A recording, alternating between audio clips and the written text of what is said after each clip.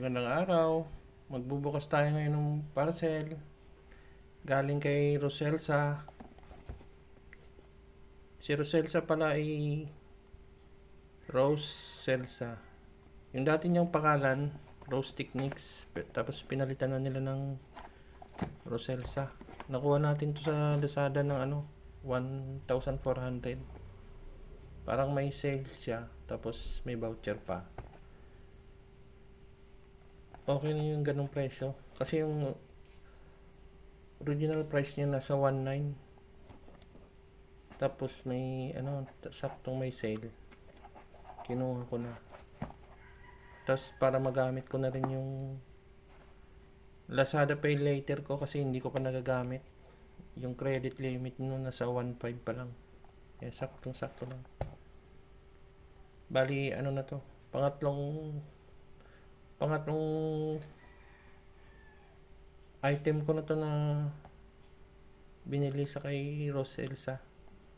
Tapos pareho lang yung TWS True Wireless Stereo earphone. Buksan na natin. Tapos okay naman yung pagkabalot mo. Ayan.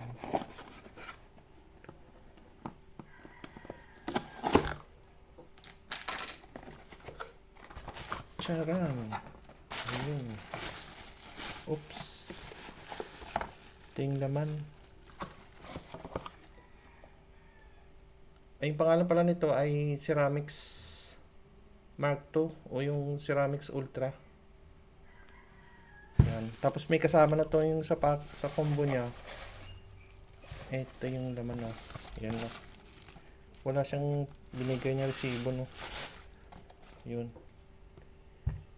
Yung sa bundle pala nito, kinuha ko na yung ear tips na pangalan yan, Super NC 200. May additional ka lang na mga 200 pesos. Kalimutan ko na. Parang 200 yata. Yan. Buksan muna natin to yung earphone mismo. Bali to? Ay, hindi siya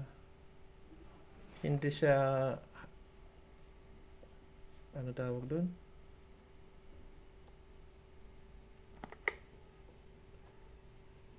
Hindi siya certified hi-fi. Wala siyang certification, pero okay lang yun. Buksan natin.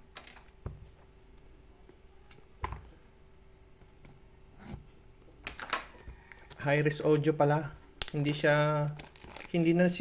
na nila siguro dinaan sa hi-res audio certification. Kasi magbabayad ka pa ng extra. Siyempre magdadagdag yun sa cost ng item. Pero hindi naman porque may hi-res audio certificate guarantee na maganda talaga yung tunog. Hindi naman lahat ng sitwasyon ganun. Pero at least dumaan sa certification, no. Yan. Mark II. Tapos ito na yung case niya, yung earphone mismo. Ika lang, tabi muna natin. Yung pareho, halos pareho lang naman yung niya, yung laman. Ito user manual, yung minsan yung warranty card. Ayun. Siyempre itong type C na charging cable, maiksi. Yan. Tapos yung tips, ear tips, sana lang magandang klase. Opya.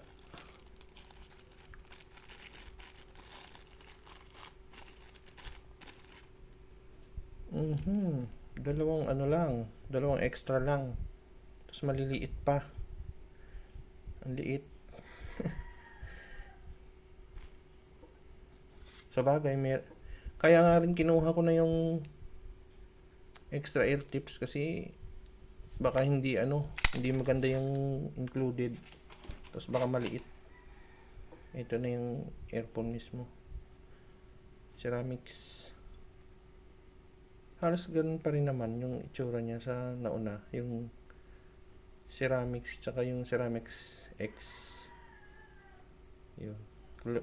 Kulay black pala yung napili nating kulay. Gusto ko sana yung isa yung parang purple. Medyo pang babae lang pero parang nagaganda na ako nun. Yun. Tapos matibay na yung, mas maganda na yung case nito sa dalawang nauna. Yan, may laman na no. Tapos tingnan natin. Maliit yung ano niya, yung air tips. Sabi nga ng mga review nauna, yung lumabas na ito, yung hugis niya yung parang ginaya sa Sony, yung hindi ko alam kung anong specific na model, pero may yung dating Sony XM, ganito rin true wireless, ganito yung shape. Sukat ka natin sa tenga kung maganda. Ayun, ano na siya no, komportable naman, mukhang maganda yung fit niya. Yan. Yung nagandahan ko kasi sa sa product nila, maliit siya. Tapos pwede ko siyang gamitin sa sa helmet pag nagmumotor ako. Hindi siya yung bulky, hindi siya masabit sa helmet. Kasi minsan pag nagbubukas tayo ng navigation app, maganda may earphone ka para kahit hindi mo nakikita, maririnig mo. Pero isang tenga lang para safe tayo.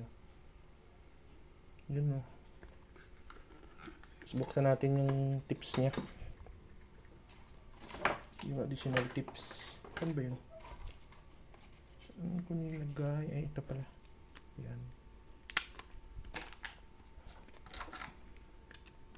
Hindi ko masyadong na to,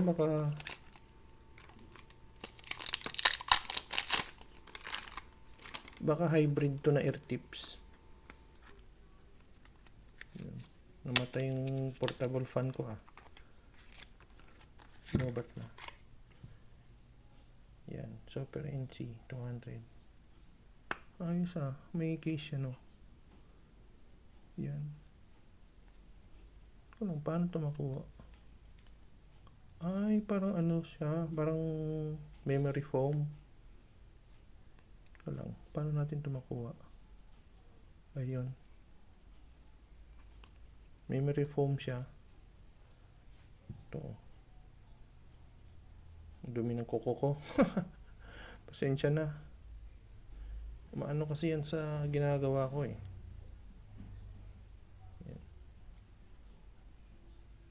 Kakagupit ko lang ng kuko ko niyan. Pero talaga. Memory foam siya. Siguro yun i-try muna natin kung pair muna natin sa cellphone natin. At ayun, balik tayo dito sa Mark II Ceramics. Tinesting ko siya, yung tunog niya halos pareho lang sa Ceramics X. Yan. Tapos sinuot ko rin siya sa helmet. Okay lang, kaya rin siyang suotin gamit ang helmet. Pero medyo sabit siya, konti lang, medyo adjustment lang pag nagsuot ka. Tapos kumpara natin yung size niya sa Ceramics X. Yan. Ito yung ibang ano to ito. Ito yung Ceramics X. Yan.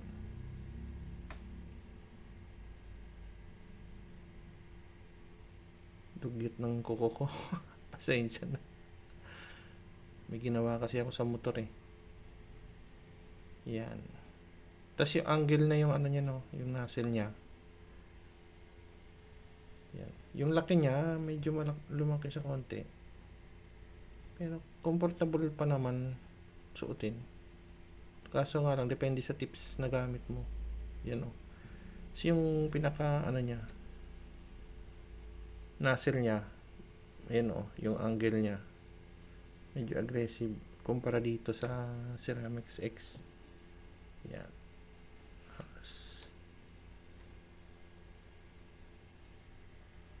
Tapos ano pala no, sa tunog, halos pareho lang naman sila.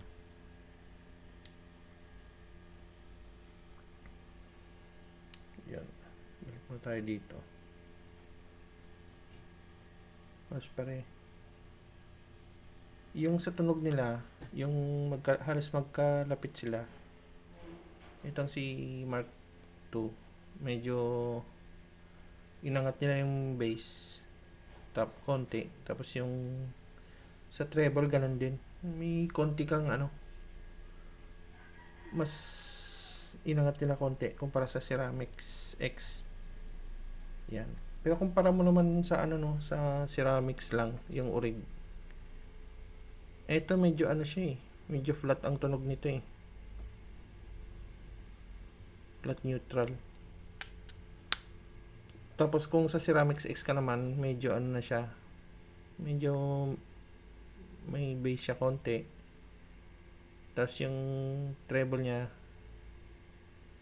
inangat nila kumpara dito. Mas maganda, mas gusto ko ang tunog nito dito. Parang upgraded siya nito.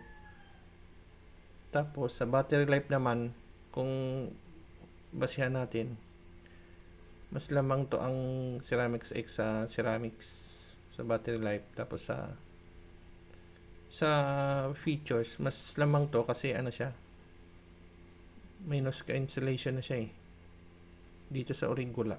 Tapos yung case nila, yan o, kumpara natin, mas pareho lang sila o. Medyo bumigat tong Mark II. Yan, may bigat siya konti. Yan. Tapos matte finish na to, yung black. Ito kasi glossy pa. Ganun pa rin naman yung mga layout niya no, yung indicator niya. Yung set button, nilipat lang sa kabila. Mas pareho lang. Pero mas matibay na to, hindi siya nauga. Gaya nito. Yun o, may play na, nabagsak ko na kasi ito eh. Ito ganun din, may konting play. Yan. Siguro ano, sa expectation ko sa battery life, mas panalo tong Mark II. Ito maganda rin yung battery life niya, matagal din. Enough na to, more than enough na. Ito medyo lagi mong gagamitin, every 2 days yata sinacharge ko. Pero ito medyo abot 3 days eh. Kasi may ear tips naman pala. Itong memory foam, parang hindi siya, yan, hindi siya uubra sa akin. Dati pa, hindi ko na to na ano. Yan. Tapos yung tips na ginamit ko pala dito, yung Acoustune, yung AET-07 na medium. Tapos ang maganda dito sa Mark II, pwede na siyang, kasya na siya sa case. Pag gamitan mo ng medyo malaki na ear tips, yan o. Kasi dito sa dalawang to, pag ginamit ko tong ear tip na to, hindi na siya hindi siya fully closed. Tapos ayaw mag charge ng earphone kasi nga bitin yung upo niya dun sa charging pin. Kaya maganda to, binago na nila. Tapos sa included naman yan na tips, hindi ko siya nagustuhan kasi ito oh.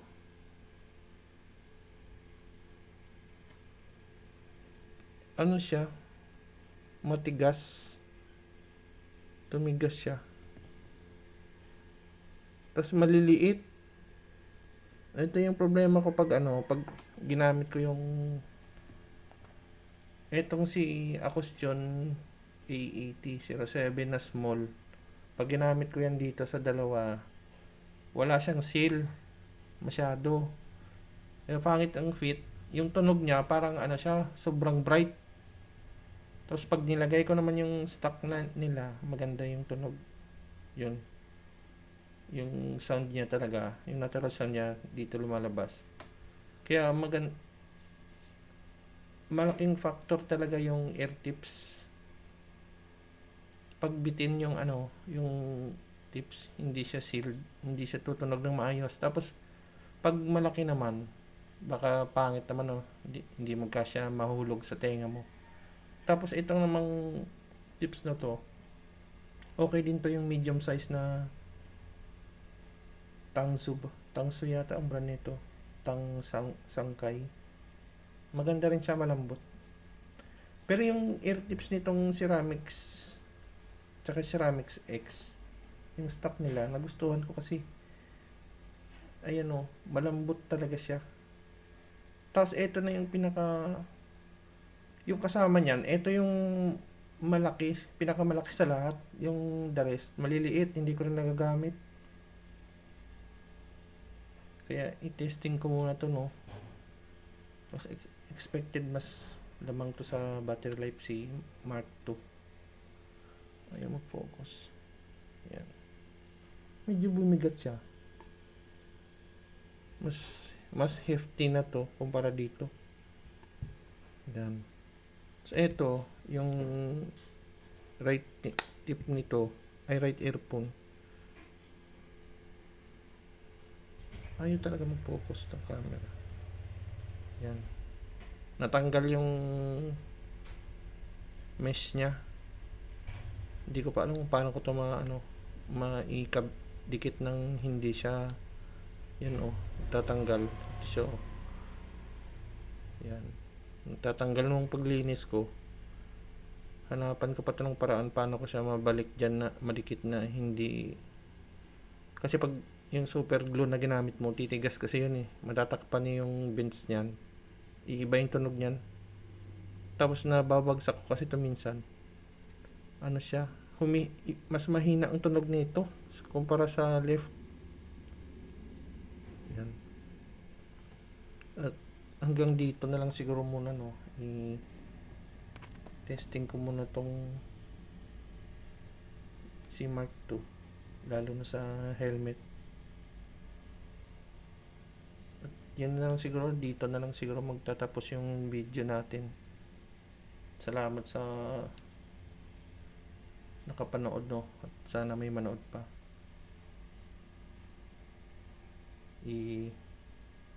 Yung tunog okay naman, halos pareho sila.